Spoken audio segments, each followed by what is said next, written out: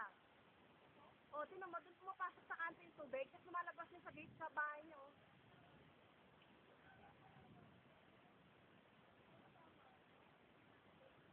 Buwan lang yan, ate. Kaya nga.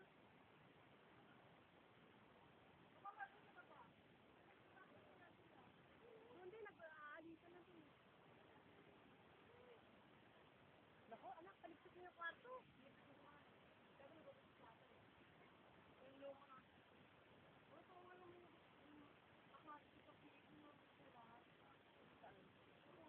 Tawagan nyo nga si Matthew. Ano nga balita ka naman?